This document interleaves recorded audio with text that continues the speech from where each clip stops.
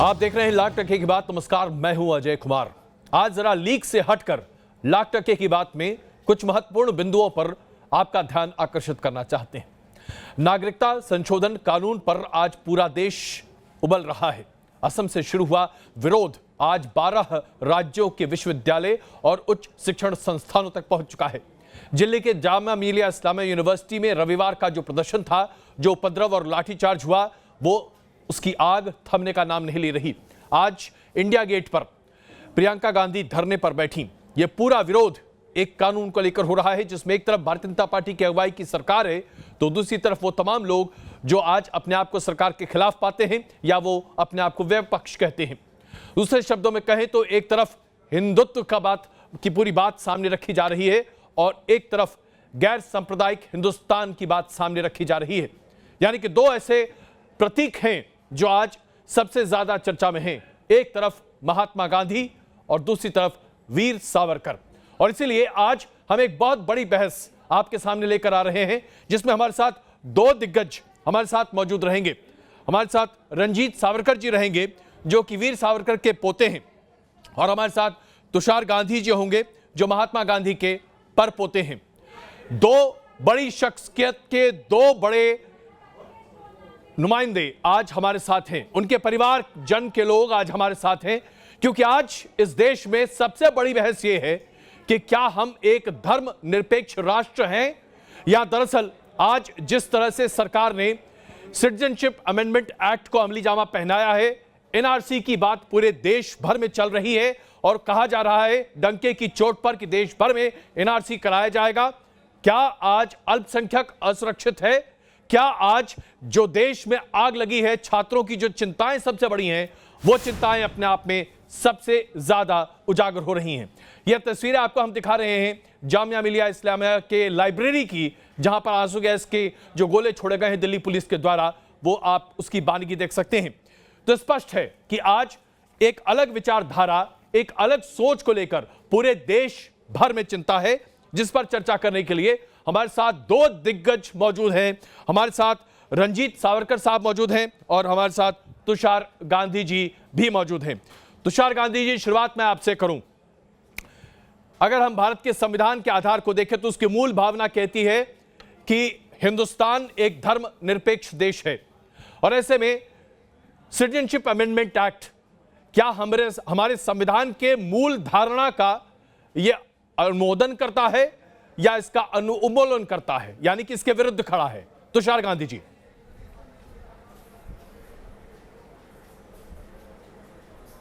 नहीं, यह ठीक बिल्कुल संविधान की जो आत्मा है उसके विपरीत कानून लाया गया है, और ये इसका विरोध होना बहुत जायज़ है, क्योंकि अगर विरोध नहीं करेंगे तो इसी तरह संविधान को खोखला बना देकर अपनी मर्जी का राष्ट्र बनाने की जो इनकी फितरत है वो सफल और कामयाब हो जाएगी। इसलिए इसमें दो राय नहीं है, क्योंकि भारत की जो संकल्पना की गई थी उसमें ही सबको साथ लेके चलने की, गंगा जमनी तहजीब की कल्पना के साथ भारत की राष्ट्र की नींव रखी गई थी, और उस नींव को ही अगर दीमक लगाने की कोशिश कोई करे तो उसका विरोध पुरजोर होना चाहिए।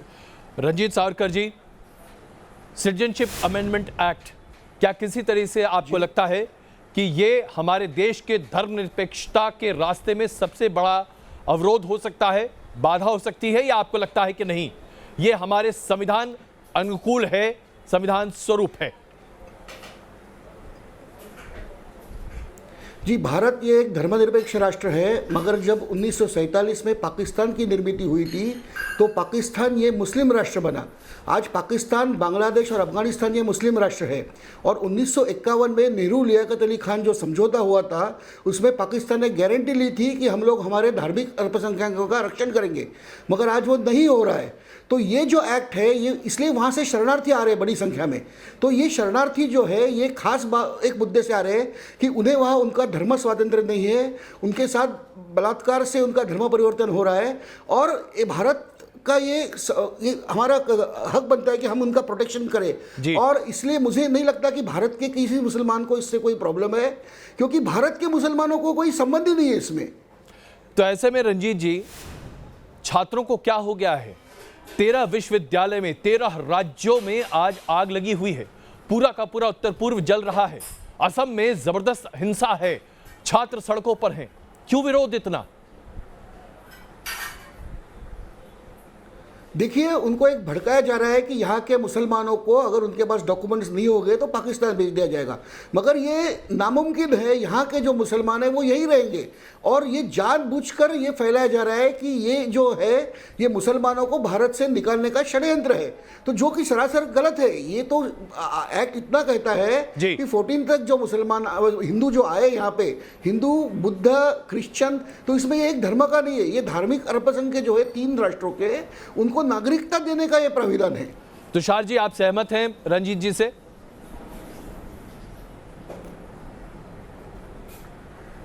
तो फिर उसमें श्रीलंका के तमिल कहाँ चले गए? अगर ये सिर्फ वो नागरिकों को आप बचाने के लिए ये कर रहे थे तो श्रीलंका के तमिलों का तो इसमें कोई उल्लेख नहीं किया गया। और क्यों, जबकि हमने कभी किसी भी पीड़ित जाति को उसका धर्म या जाति नहीं पूछा और सबको शरण देने की नीति अपनाई थी, तो एकदम से क्या ज़रूरत पड़ गई कि कुछ अल्पसंख्यकों के लिए ही कानून बनाया जाए? और ये सिर्फ सीएए की बात नहीं है जी। सीएए के साथ एनआरसी जो है वो दोनों मिला के एक षड्यंत्र का वो बनता है, जिससे शक और शुबा होता है, लोगों के मन में वहम भी आता है कि ये इसका मकसद कुछ और है, क्योंकि वो मकसद दोषी है, मकसद भ्रष्ट है। रंजीत जी, आप जवाब देना चाहते हैं, प्लीज। श्रीलंका के तमिलों को ऑलरेडी नागरिकत्व दे चुके हैं। बांग्लादेश से जो मुस्लिम आए जब 71 में, उन्हें भी दिया गया है, तो उसमें कोई कभी किसी ने विरोध नहीं किया, क्योंकि शरणार्थियों का रक्षण करना ये भारत ने ऑलवेज समझा है कि हम हमारा। और ये बात आज की नहीं है, ये कुछ 1400 साल पहले जब पारसी आए थे तो उन्हें भी हमने शरण दी है, और उन्हें आज वो माइनॉरिटी होकर भी अपना धर्म पालन कर रहे हैं। तो जहाँ हिंदू बहुसंख्य है वहीं पे असल में धर्म स्वतंत्र है। दूसरे कोई भी देश में उदाहरण आपको देखने नहीं मिलेगा। इसलिए हिंदुओं को कृपया आप धर्मांध ना कहे। हमारे यहाँ ये हजारों साल से चलते आया है कि जो भी अल्पसंख्यक है उनको हमने ऑलरेडी, हम हिंदुओं को धर्मांध नहीं कह रहे, नहीं, ये गलत बात है, ये गलत बात है। हम हिंदुओं को धर्मांध नहीं कह रहे हैं। हम बांग्लादेश में भी सत्ताधारी पक्ष है वो धर्मांध हो गया, इसीलिए उनके खिलाफ ये कर रहे हैं। नहीं, वो तो पहले, तभी तो जरूरत ही नहीं थी ना, तभी पाकिस्तान में भी अहमदिया मुसलमान आ रहे हैं यहाँ पे। हमने ह्यूमैनिटेरियन ग्राउंड्स पे दिया था। ये कानून सिर्फ कुछ ये कानून सिर्फ कुछ अल्पसंख्यकों की ही बात करता है, इसलिए वहम आता है कि ये शायद सबके लिए नहीं है। और इसके बाद हिंदुस्तान अपनी पहले की फितरत के मुताबिक सबके लिए खुला नहीं रहेगा। सब लोग जो अपनी अपने मुल्कों में पीड़ित होंगे उनको शरण देने में पक्षपात करेगा, ये कानून बता रहा है, हम नहीं कह रहे। रंजीत जी, एक छोटा जवाब दें, उसके बाद ये बात एकदम क्लियर है कि जो अल्पसंख्यक है, जो अल्पसंख्यक है, उनका धर्म के आधार पर पाकिस्तान में उनका शोषण हो रहा है और इसीलिए उनको दिया जा रहा है। उसमें हिंदू का भेद नहीं है, उसमें क्रिश्चियंस भी है, पारसी भी है, जूस भी है, तो बुद्ध भी है वहाँ के। तो ये कोई एक धर्म के लिए नहीं है, ये अल्पसंख्यक सभी अल्पसंख्यकों के लिए है। रंजीत जी, लेकिन एक बुनियादी सवाल अगर मैं आपके सामने, ये जरूरी क्यों पड़ा, ये जरूरी जी, यही सवाल कानून में जरूरी क्यों पड़ा कि धर्म का उल्लेख किया जाए?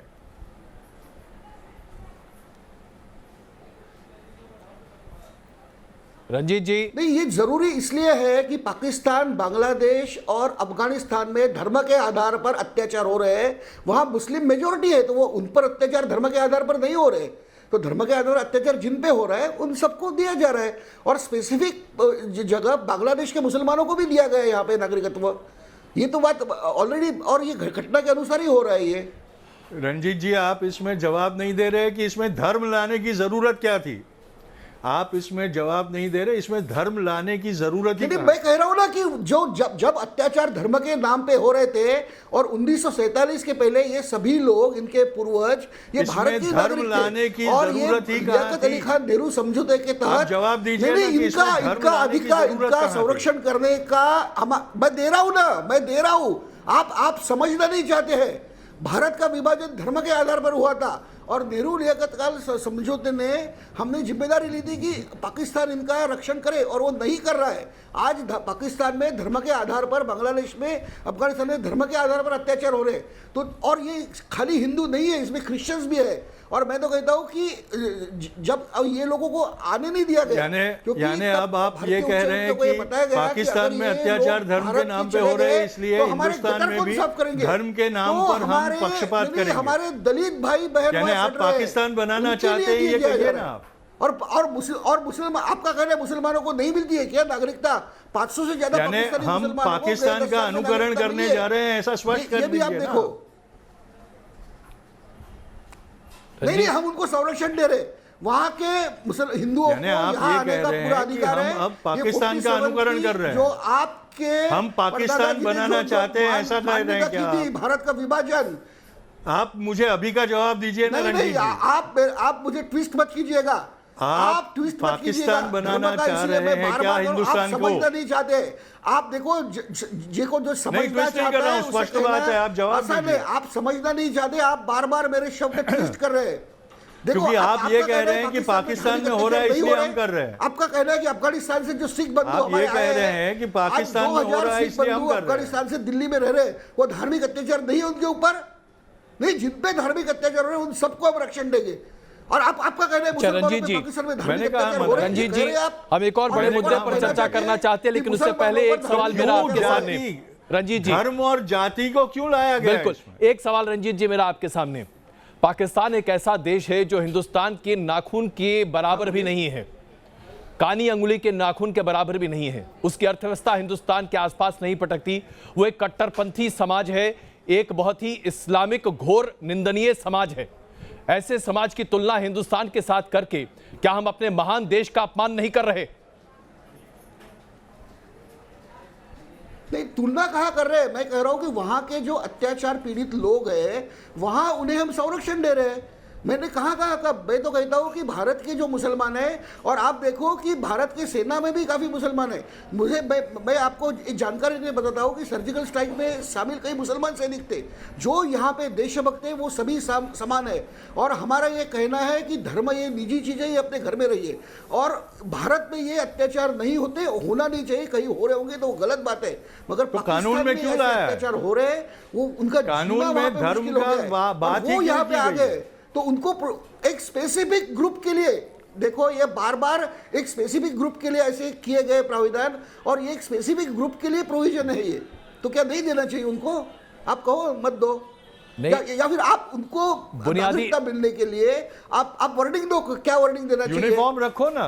अच्छा, यूनिफॉर्म रखो। तुषार जी, धर्म की बात करने की जरूरत क्या है? लेकिन क्या तुषार जी, एक सवाल आपके सामने, क्योंकि इसके बाद हम दूसरे अपने बड़े मुद्दे पर चलेंगे, क्योंकि आप दोनों को बुलाने का, इस बहस में शामिल करने का एक अलग लक्ष्य रहा है हमारा। मैं आपसे ये सवाल पूछना चाहता हूं, आज छात्र आंदोलन में जिस तरह की हिंसा दिखाई दे रही है, क्या ये छात्रों के आंदोलन को ही कमजोर नहीं कर रही? क्या छात्रों को आज हिंसा से परहेज नहीं करना चाहिए? तुषार जी,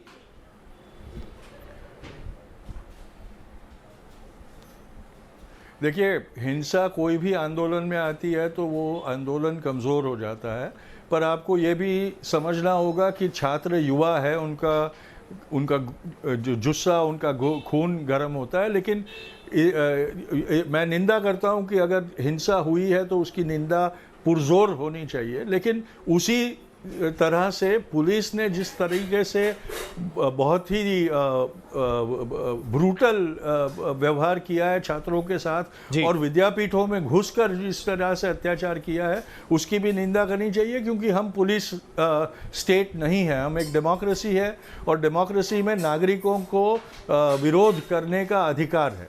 बिल्कुल, विरोध से ही ये बात सामने निकल कर आती है। रंजीत जी, जिस प्रमुख मुद्दे को लेकर आपको और तुषार जी को हमने आज आमंत्रित किया न्यूज़ नेशन पर, राहुल गांधी ने जब जनसभा के सामने कहा कि उनका नाम राहुल सावरकर नहीं है, उसके बाद आपकी पहली प्रतिक्रिया जो 15 तारीख को सामने आई, आपने कहा कि राहुल गांधी की सार्वजनिक चौराहे पर पिटाई की जानी चाहिए। क्या आप अपने बयान से सहमत हैं और आपको लगता है यही बेहतरीन तरीका है?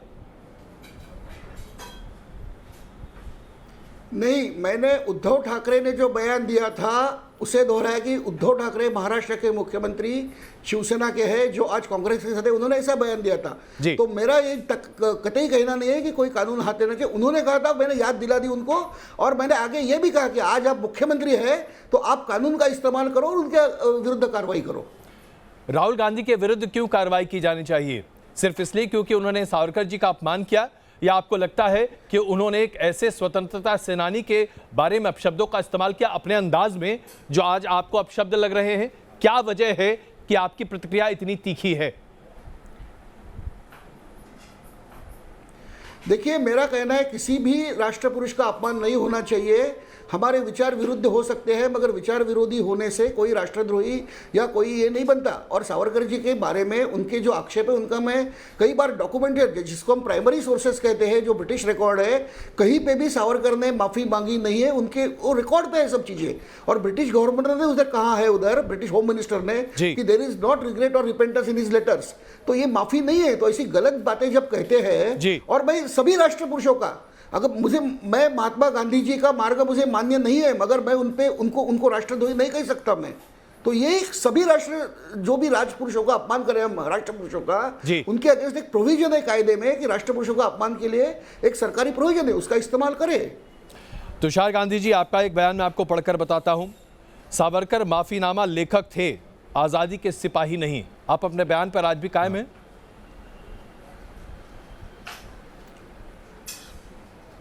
बिल्कुल कायम हूँ। उसमें कोई झूठ नहीं है। वो दस्तावेज है, उसको किस तरह से पढ़ना वो लोगों की फितरत होती है। दस्तावेज है, उसमें कोई नई बात नहीं है और कोई झूठ नहीं है।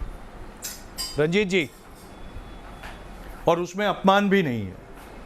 नहीं, ब्रिटिश होम मिनिस्टर जब खुद कहते हैं, जब देयर इज नो रिग्रेट और रिपेंटेंस इन द लेटर्स, बगैर खेद या खंत नहीं है उसमें, तो माफीनामा कैसा हो गया वो?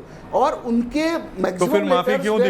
जनरल फिर माफी क्यों दी ब्रिटिश सरकार ने? पॉलिटिकल तो फिर माफी क्यों दी? रिकॉर्ड पे है आज भगत सिंह को माफी नहीं दी, सावरकर को माफी क्यों दी? कहाँ माफी दी?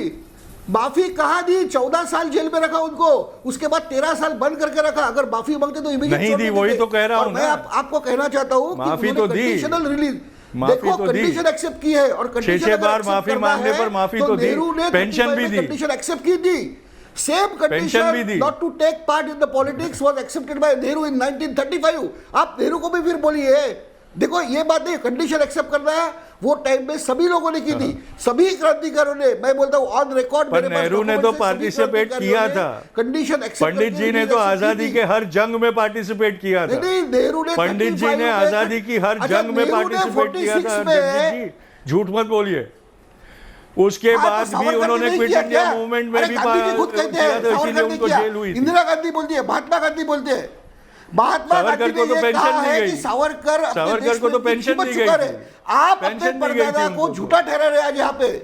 नहीं, और ये देखो, जवाहरलाल नेहरू ने जब चुका रहे थे, ली थी, जब चुका रहे थे तब, जॉर्ज सिक्स के साथ, ये मेरे पास डॉक्यूमेंट नहीं है। जब चुका रहे थे तब माफी मांगने के बाद नहीं कहा, नहीं थे ये। आप एक सिलेक्टेड हिस्ट्री मत लिखो, माफी मांगी नहीं है, बार बार माफी का ये मत करो। कंडीशनल रिलीज एक्सेप्ट किए, उनके लेटर्स आज मेरे पास है, और मैंने पिछले बार भी आपको चैलेंज किया था पब्लिक डिबेट के लिए, आप नहीं आ रहे। मैंने आपको एक एसएमएस भी भेजा था बीच में, you come for public debate at any place with your documents, I will come with my document. आप डरपोक है, आप एक्सेप्ट नहीं करें। मैंने आपको एक मैसेज भेजा था कि हम आके बात करें, चर्चा करें, मैं मेरे डॉक्यूमेंट्स दिखाता हूँ, आप आपके डॉक्यूमेंट्स दिखाइए। आप मानते नहीं है, और ऊपर टीवी पे बार बार वही झूठ बोलते रहते हैं। तो मुझे जरूरत नहीं है आपको प्रूफ दिखाने के, मैं डरता नहीं। ये खुली चुनौती स्वीकार है आपको? हाँ ठीक है ना, आप तो मैं उस परिवार से हूँ जिसने गोली खाई थी, माफी नहीं मांगी थी। मैं उस परिवार से हूँ रंजीत जी, जिसने गोली खाई थी, माफी नहीं मांगी। जाओ ना, माफी मांगिए, बार बार मत बोलो। आप मुझे एक वर्ड दिखाओ उसमें लेटर्स में से कि मैं माफी मांगता हूँ। जब गवर्नमेंट खुद कहती है देयर इज नो रिग्रेट और repentance, Savarkar is the most dangerous man, he should be kept away from the society. ये जब ब्रिटिश गवर्नमेंट उनके फाइल पे आप क्या पढ़ाई है आपकी? मेरे पास सब डॉक्यूमेंट्स है, मेरे पास अभी सब डॉक्यूमेंट्स आर्काइव में ओपन हुए हैं। अच्छा, ये सब डॉक्यूमेंट्स अभी है अवेलेबल। मैं इसी के आधार पर कहता हूँ, कहीं माफी नहीं है। रंजीत जी, लेटर लिखना रिहाई के लिए ये माफी नहीं है। तो रंजीत जी, नेहरू ने किया था, 35 में उन्होंने सेम कंडीशन एक्सेप्ट की थी। रंजीत जी, 1913 में सावरकर जी की लिखी एक चिट्ठी के बारे में मैं आपसे पूछना चाहता हूं। आप बस इतना बता दें, क्या ये सत्य है या गलत है? क्योंकि मैं जो रिसर्च है उसके आधार पर इस चिट्ठी को पढ़ रहा हूं। अगर इसमें कुछ त्रुटि होगी तो कृपया उसे न्यूज़ नेशन के दर्शकों के सामने ज़रूर रखें। उसका एक अंश पढ़कर आपको बता रहा हूं। अगर सरकार अपनी असीम भलमनसाहत और दयालुता में मुझे रिहा करती है तो मैं आपको यकीन दिलाता हूं कि मैं संविधानवादी विकास का सबसे कट्टर समर्थक रहूंगा और अंग्रेज सरकार के प्रति वफादार रहूंगा, जो कि विकास की पहली शर्त है। जब तक हम जेल में हैं तब तक महामहिम के सैकड़ों हजारों वफादार प्रजा के घरों में असली हर्ष और सुख नहीं आ सकता, क्योंकि खून और कृतज्ञता के साथ सरकार के पक्ष में जो सजा देने और बदला लेने से ज़्यादा माफ़ करना और सुधारना नहीं जानती, वो ये नारा लगाएंगे। इससे भी बढ़कर संविधानवादी रास्ते में मेरा धर्म परिवर्तन भारत और भारत के बाहर रह रहे उन सभी भटके हुए नौजवानों को सही रास्ते पर लाएगा जो कभी मुझे अपने पथ प्रदर्शक के तौर पर देखते थे। मैं भारत सरकार जैसा चाहे उस रूप में सेवा देने के लिए तैयार हूं, क्योंकि जैसा मेरा रूपांतरण अंतरात्मा की पुकार है उसी तरह से मेरे भविष्य का व्यवहार होगा। क्या यह सावरकर जी की चिट्ठी है? जी, इसका जो भाषांतर है, इसमें मेन प्रॉब्लम भाषांतर में है। ये चिट्ठी के ऊपर वो ब्रिटिश होम मिनिस्टर ने जो लिखा है वो मैं पढ़ता हूँ अभी। ये ओरिजिनल डॉक्यूमेंट से मैं पढ़ता हूँ। Savarkar's petition is one for mercy, because mercy petition जो भी कैदी करता है मर्सी पिटिशन करते हैं। आगे कहते हैं वो देखो, he cannot be said to express any regret or repentance, but he affects to have changed his views, saying that the hopeless conditions of Indians in 1906 and 1907 was his excuse for entering into conspiracy. Ji. Then Savarkar आगे कहते हैं कि he says कि now the government has changed. अभी देखो, सावरकर बार बार कहते हैं हम पागल नहीं है हथियार उठाने में। अगर गवर्नमेंट रिफॉर्म्स ला रही है, उन्होंने कहा कि रिफॉर्म्स लाए इसीलिए वही कोऑपरेट। तो क्या महात्मा गांधी भी शांति चाहते थे ना? क्या महात्मा गांधी के वंशज चाहते हैं कि सावरकर अगर जरूरत नहीं फिर भी हथियार उठाए?